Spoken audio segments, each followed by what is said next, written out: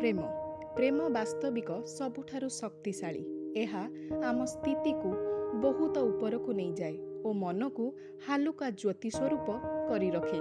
ତଥାପି ଏହାକୁ ଅନେକ ଘୃଣା କରନ୍ତି ଓ ଏହାର ଦୁର୍ବ୍ୟବହାର କରିଥାନ୍ତି।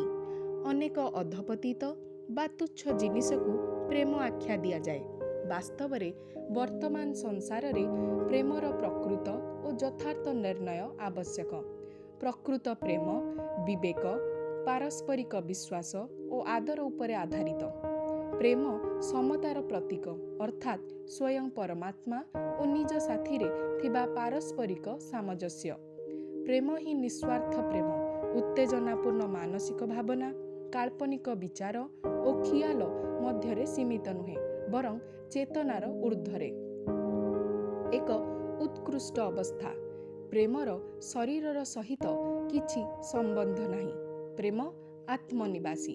ଏହି ବିଶୁଦ୍ଧ ପ୍ରେମକୁ ଆମ ଚତୁଃପାର୍ଶ୍ୱରେ ପ୍ରବାହିତ କରିବା ଉଚିତ। ଏହି ପ୍ରେମ ପ୍ରବାହରେ ଆମେ ନମ୍ର ହୋଇଯାଉ ତଥା ସତେଜ, ଆକର୍ଷଣଯୁକ୍ତ ଓ ସୁସ୍ଥ ରହିଥାଉ। ପ୍ରେମ ବିନା ଜୀବନର ସବୁ ସମ୍ପତ୍ତି ଆମର ଦୃଷ୍ଟି ଓ ଅନୁଭବରେ ପ୍ରତିବନ୍ଧକ ଆଣେ। ଏହାକୁ ପାଇବା ପାଇଁ ପ୍ରେମ ହିଁ ଏକମାତ୍ର ଚାବି।